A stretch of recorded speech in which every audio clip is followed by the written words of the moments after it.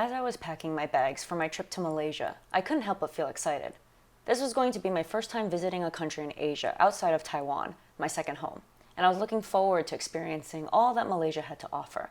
I traveled with my friend who was a local and promised to give me a true local welcome. Kuala Lumpur is the bustling capital city and most familiar for people who grew up in metropolitan environments. Easily accessible iconic landmarks like the Batu caves, Petronas Twin Towers, formerly one of the tallest buildings in the world, and now the second tallest structure in the world, Merdeka 118. Shopping at the central market is popular, especially for bargaining, and tried some local delicacies like roti canai and Malay barbecue in a river. It rained the day I went, so only got to eat next to the river, but it was still cool either way. Just a lot of mosquitoes. It's easy to get acquainted with KL as a foreigner, but to get a true local perspective, you need to leave the city. Ipoh was the main base on this trip. Lesser known, but it's a city known for its delicious food, arguably better than world-famous Penang. I tried the local specialties like white coffee and explored the famous temples. Malaysia is a very diverse country and a predominantly Muslim one, with a Buddhist minority followed by Christians and Hindus. Hidden in the back of Ipoh's oldest functional Buddhist temple lies an abandoned red pagoda in the middle of a limestone cave. Part of a larger campus, Tong Temple is colloquially named the Turtle Temple because of all the turtles living in it. You can feed the tortoises at Turtle Pond Courtyard, but it's a bit depressing to see dozens of tortoises living in a barren, filthy space. Supposedly they are well fed and revered. This is one of 3 temples next to each other within walking distance. Go at noon when the sun is directly overhead for best pictures.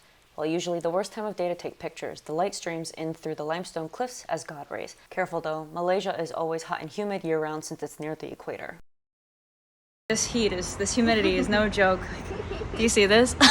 I'm like taking, oh, I should be quiet, we're at a temple right now, but it is hot out.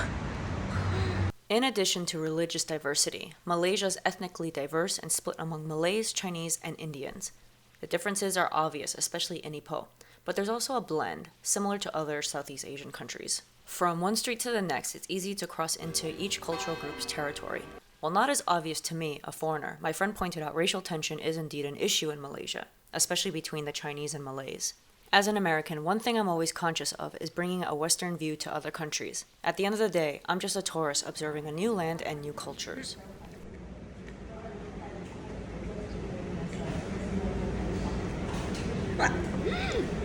Speaking of, some culture shock I experienced was that what's typically is considered dinner food is eaten as breakfast here, like fried noodles. Not only that, Malaysians use fork and spoon, one in each hand, as their main utensils. I later found out that this is a direct result of British rule. For Chinese Malaysians especially, I found this quite the departure, even as a half-Asian myself, since I'm used to using chopsticks with Chinese food. Nonetheless, trying so many new foods and seeing so many new places was amazing. My host family made sure to share as much of their home. They even got me to try durian for the first time. Finally. Moment of truth. This is my first time ever eating durian. It's a very controversial fruit. You either love it or hate it if you've never had it before. Known for its stink. I think so that what people know the Thailand version, but Malaysia has a sweeter, better version apparently. So I'm gonna try it today. This is what the shell looks like. You haven't seen before. They're big. Also looks like a jackfruit.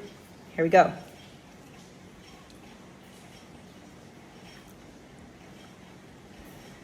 This is no good. I don't like this one. Yeah. I don't like this one. No, I don't. I think I'm on the boat of not a fan. I don't know, but like this is. It's not creamy though, which is what it's known for. My Nicole wants it to be stinkier. Yeah. She said this is not stinky enough. This is strong for me. This is nothing. It doesn't taste much.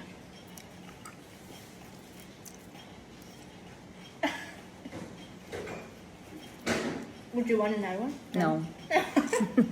From Ipoh, a day trip to the Cameron Highlands is a must. It's a mountain region famous for its cooler climate and flora, like strawberries, lavender, and tea. If you're into gardening, there are so many shops to check out. This area is a great reprieve from the constant heat and humidity, but it rains a lot overall in Malaysia, and traffic builds up easily here since there's only one main road.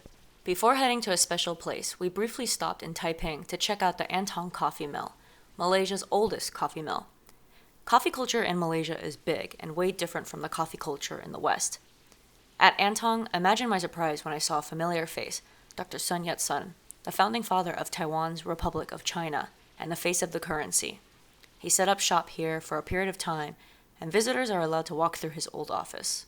Truly the main highlight of this 2-week itinerary was visiting Bukit Merah Orangutan Island Foundation, a sanctuary in West Malaysia where I got the chance to see these amazing primates up close and learn about the conservation efforts. The sanctuary is a 35-acre rehabilitation and research center, as well as a nursery.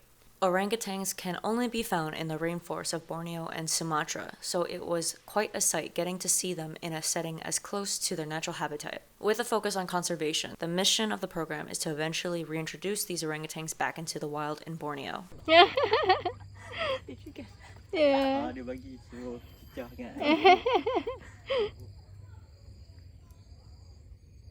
A trip to Malaysia should also include a visit to Penang, an island with a vibrant street art scene and a reputation for serving up some of the best food in the country.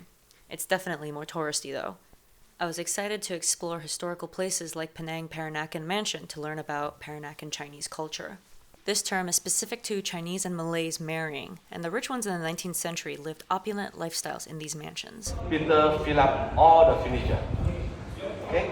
And those days that I'm talking about the culture. Another must-visit is Chung Fat Si Mansion, otherwise known as the Blue Mansion. Historical in its own right, it's also where the famous mahjong scene in Crazy Rich Asians was filmed. Somewhere unique to check out is the Penang Batik Factory to see how they make their clothes.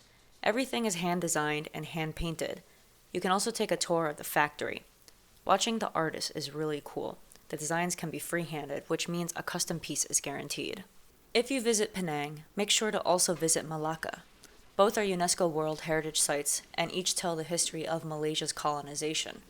From the Portuguese to the Dutch and then the British, there's a lot of the remnants of each takeover. Like the Red Church, otherwise known as Christ Church Malacca, originally built by the Dutch in the 18th century, it's the most recognizable building in the city. While visiting the church itself is free, make some time and head next door to check out the Malacca History and Ethnography Museum inside the Stadtoy building. Stadtoy means Dutch City Hall. Malacca is a super walkable city, easily garnering 20,000 steps since there's so many places to walk by. Like Penang, there's some popular Baba and Niona historical houses if you want to experience what it was like to live like a rich Peranakan. Make sure to get a foot massage at the end of the day. While tipping is not custom, I definitely did because they work hard and it's manual labor. I was so grateful to have had the opportunity to experience all that Malaysia had to offer, from the delicious food and stunning landscapes to the rich culture and history. With my local friend by my side, I knew this was a trip I'd never forget. I'm glad to have shared it with you. Thanks for watching this recap. If you enjoyed it, like and subscribe. You can also see my other recap videos. Until next time.